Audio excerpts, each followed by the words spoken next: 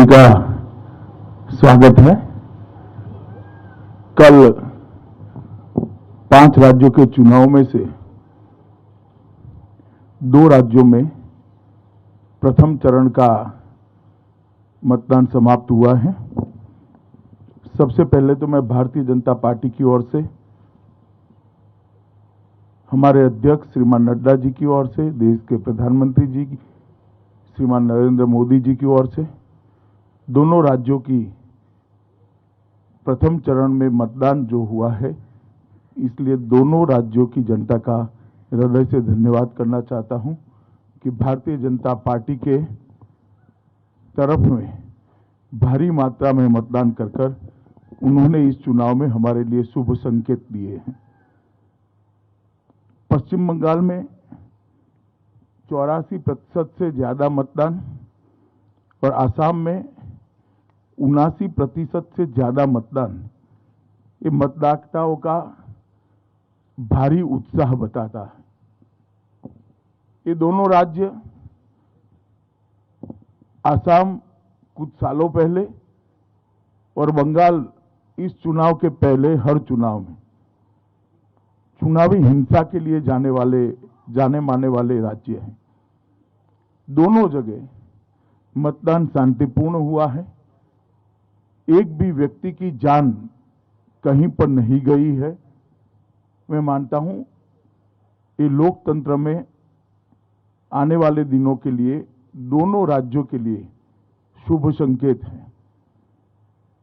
मित्रों, दोनों राज्यों के कार्यकर्ता हमारे जो फील्ड में बूथ तक के पार्टी के प्रचार करने वाले प्रमुख लोग हैं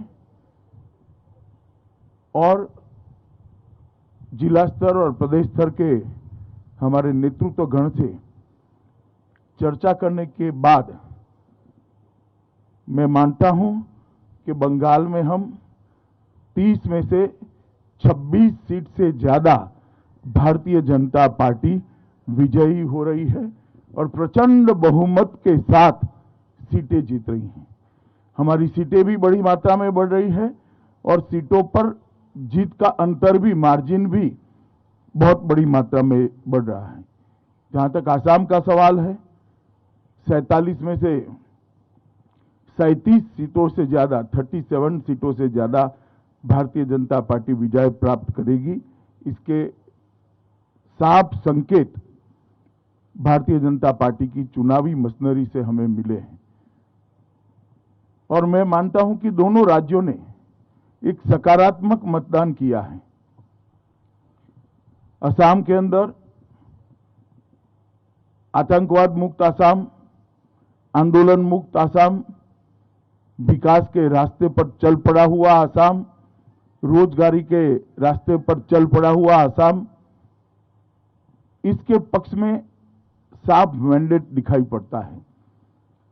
और असम के अंदर इसके साथ साथ बाढ़ मुक्त असम के भारतीय जनता पार्टी के वादे को भी बहुत बड़ा समर्थन मिला है।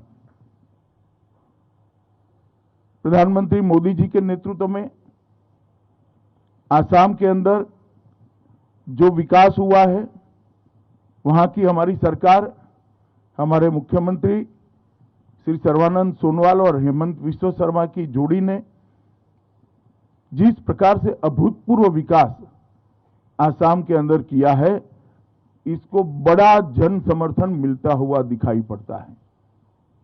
डबल इंजन सरकार का कंसेप्ट असम की जनता को भारतीय जनता पार्टी के आचरण से समझ में आया है और ब्रह्मपुत्र नदी पर 6 से ज्यादा ब्रिज बनना, इसकी शुरुआत होना, 20,000 किलोमीटर से बड़ा रोडों का जाला बुन लेना,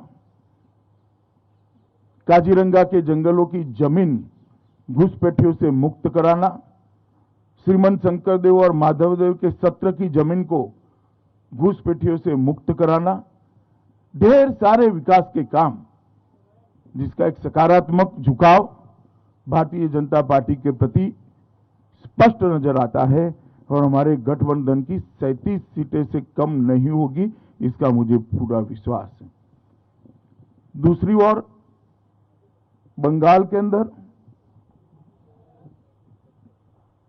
के अंदर जिस प्रकार का तुष्टीकरण का माहौल था, जिस प्रकार से बेरोक टोक घुसपैठियों का घुसना चालू रहा, जिस प्रकार से पूरा बंगाल जन कल्याण के पैसे सरकारी मशीनरी और सत्ताधारी पार्टी मिलकर हड़प करते रहे, भ्रष्टाचार की भेंट चढ़ गए, जिस प्रकार से अम्फान का रिलीफ रिहेबिलिटेशन हो या कोरोना के खिलाफ लड़ाई हो, जिस प्रकार से अव्यवस्था और अफरा तफरी देखी गई, और औद्योगिक विकास, महिला सुरक्षा, ये सब में घोर निराशा और हताशा बंगाल की जनता को प्राप्त हुई है।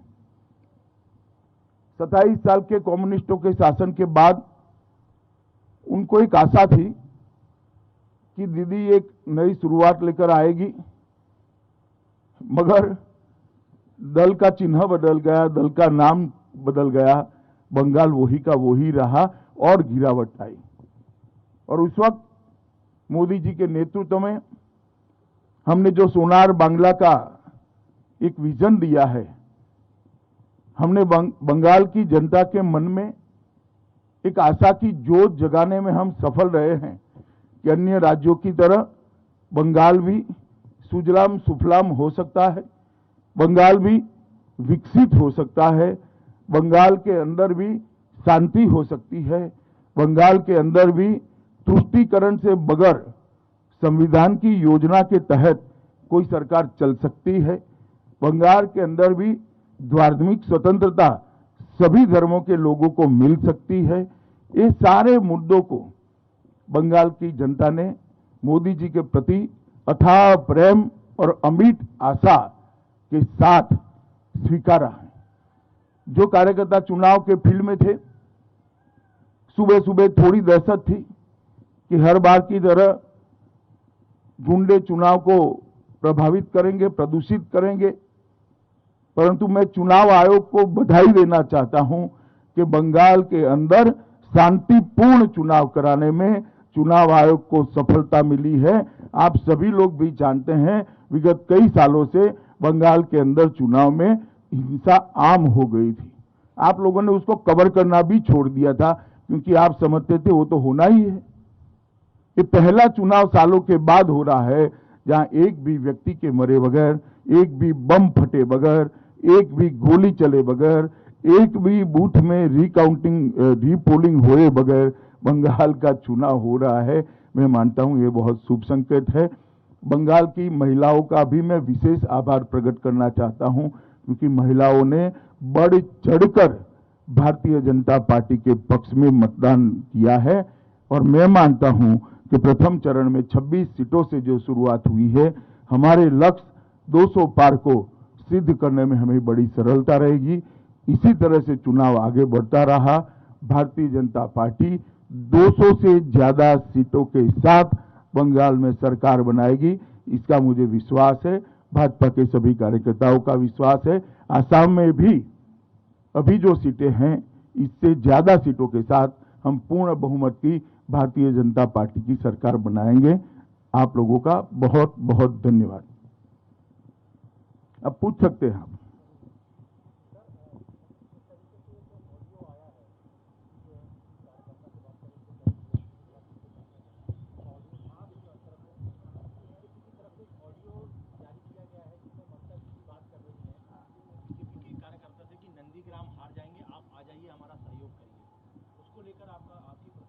मेरी कोई प्रतिक्रिया नहीं हो सकती। हर एक को अधिकार है अपना समर्थन जुटाने का। ममता जी भी जुटा रही है, इसमें क्या है?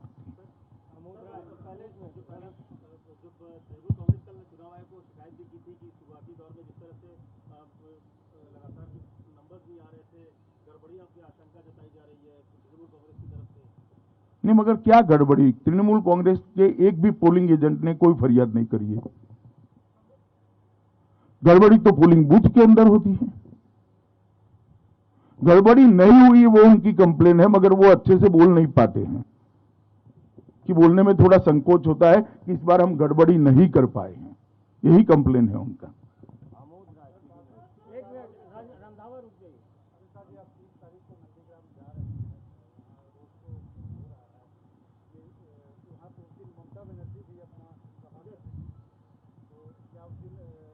नथिंग स्पेशल, नंदीग्राम हमारे लिए एक सीट है।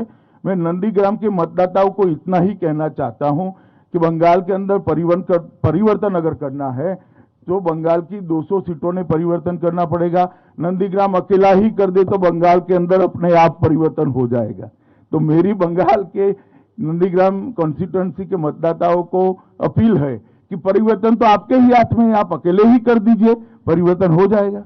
विकास भदौरिया जी। अमित भाई, अभी तो पहले चरण का मतदान हुआ है, ऐसे कौन से संकेत हैं जिनके आधार पर आप ये एनालिसिस कर सकते हैं कि ये जो 84% मतदान आपके पक्ष में हुआ है, और दूसरा यही मोमेंटम आगे भी 7 चरणों में बरकरार रहेगा? देखिए विकास जी, ये मैं तो चुनाव के पहले से कर रहा हूं कि 200 सीटें आएगी। आप लोग कई बार मेरी बात मानते नहीं है, मगर मैं बताता हूं 200 से ज्यादा सीटें आएगी, क्योंकि जब हम प्रचार में जाते हैं, जब संगठन के काम करने के लिए जाते हैं, बंगाल की जनता के जो उद्गार होते हैं, बंगाल की जनता की जो भावनाएं होती है, इनकी संवेदनाएं होती है, वो हमें स्पर्श करती हैं। और इससे मालूम पड़ता है कि बंगाल की जनता त्रस्त है। सभी वादे मां माटी मानुष के खोखले साबित हुए हैं और बंगाल के अंदर संपूर्ण परिवर्तन होने जा रहा है। Megha Prasad, times now. Sir, Amit sir, आप कल अहमदाबाद में थे। कुछ ऐसी रिपोर्ट्स आ रही हैं कि शरद पवार जी और प्रफुल्ल पटेल जी दोनों चलिए, सब चीजें सार्वजनिक नहीं होती है। नवजोत रंधावा, रविंद्र सिंह, जी न्यूज। आरोप भी लगाते रही है कि टीएमसी बीजेपी कार्यकर्ताओं की हत्या करते रहे, हिंसा काफ़ी हुई, और आप कई कार्यकर्ताओं से मुलाकात भी की, उनके परिवार से। अब बीजेपी के ही जो शामिल हो गए हैं, उनसे ममता बनर्जी खुद फ़ोन कर रही हैं कि हमें समर्थन करो। एक तरफ हिंसा और दूसरी तरफ इस तरह की अपील। आपको लग रहा है कि जमीन खिसकने का डर है, या फिर वो अपने लोगों को वापस लेना चाहती है? जमीन खिसकने के लिए टेलीफोन कॉल का परिचायक होना जरूरी नहीं है। जमीन खिसक चुकी है, जमीन जनता ने खिसकाई है। और फिर से एक बार मैं कहता हूं, 200 से ज्यादा सीटों के साथ भारतीय जनता पार्टी की वहां सरकार बनने जा रही है। विनीत, टीवी 18। सर, जिस तरह से पीएम बंगाल गए थे, ममता बनर्जी का कहना है कि वहां जाकर के वो प्रचार कर रहे हैं। जब बांग्लादेश के एक एक्टर ममता बनर्जी के पक्ष में प्रचार कर रहे थे तो बीजेपी ने सवाल खड़े किए थे। अब पीएम के दौरे पर ममता बनर्जी सवाल खड़े भाई, वो तो खड़े करे, आप काहे को कर रहे हैं? कल पीएम ने कोई बात करी है वहां पर प्रचार की? कोई बात नहीं करी। प्रधानमंत्री का दौरा है 2 देशों के संबंध मजबूत करने के लिए, 2 देशों के सांस्कृतिक संबंधों को रिवाइव करने के लिए। वहां पर उन्होंने ना चुनाव की बात करी है, ना ममता दीदी को कुछ कहा है, ना भाजपा के लिए कुछ कहा है। नंदिता, प्रतिदिन।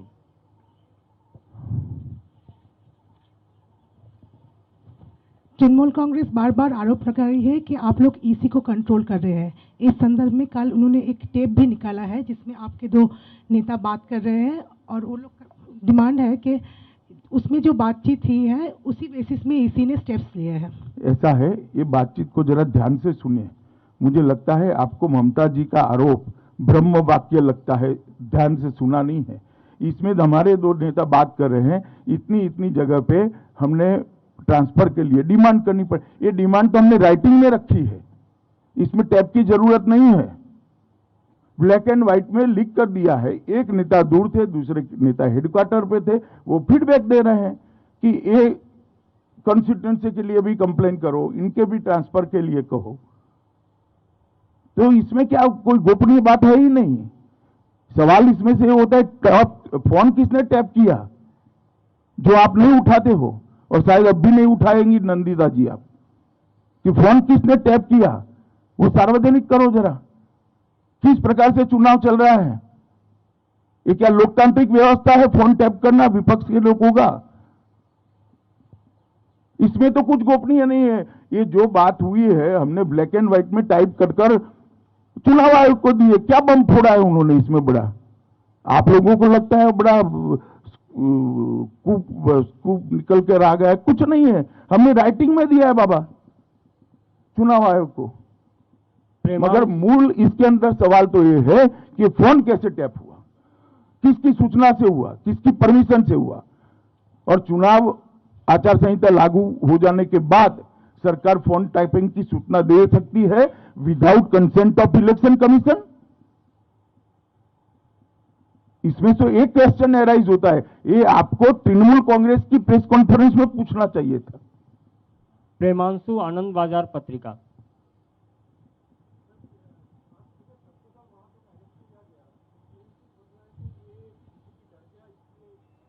वहां चुनाव समाप्त हो चुका है, आपको इंफॉर्मेशन नहीं है। कल चुनाव पैक हो चुका है, कल तक चक्रधर महतो ओपन थे।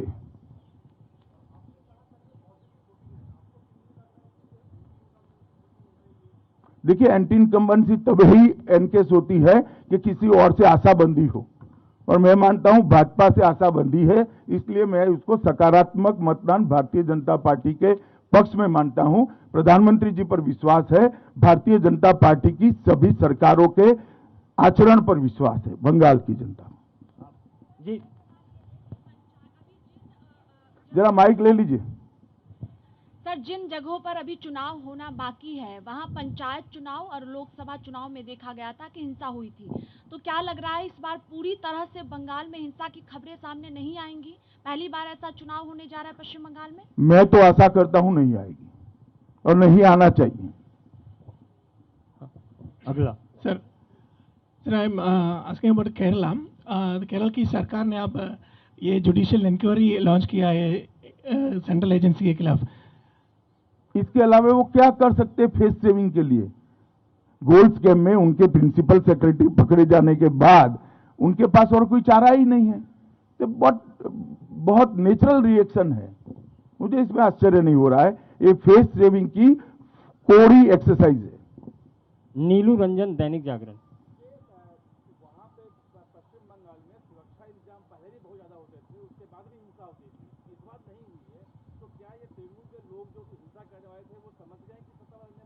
नहीं, जनता की जागृति इतनी है कि जनता से हिंसा करने वाले डरते हैं। शीला भट्ट। बोलिए। Sheila Bhatt from Dainik Bhaskar online. अमित भाई, एक दिल्ली मीडिया में ऐसा माहौल है, जो समझने वाले और जो ग्राउंड विजिट करके आए हैं, कि इस वेस्ट बंगाल इलेक्शन बहुत रोचक है, लेकिन इस वक्त उसके एनालिसिस में माना जाता है कि भारतीय जनता पार्टी का मोमेंटम है, लेकिन ममता बनर्जी भी अपना दम दिखा रही है और टीएमसी की एज है। इस दिल्ली का मीडिया हमेशा से परिवर्तन भांपने में असफल रहता है। आपको यूपी के 2 लड़के भी जीतते हुए दिखाई पड़ते थे, आपको उत्तराखंड में भी परिवर्तन नहीं दिखाई पड़ता था, आपको आसाम, मणिपुर और त्रिपुरा में भी परिवर्तन नहीं। मुझे लगता है और जमीन पर दिल्ली के मीडिया को जाने की जरूरत है। आप भी जाइए जरा। अंतिम सवाल है पीछे।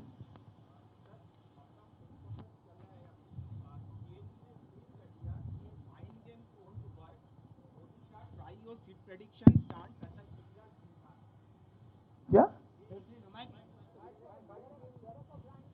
ये आपका प्रेस कॉन्फ्रेंस चलती?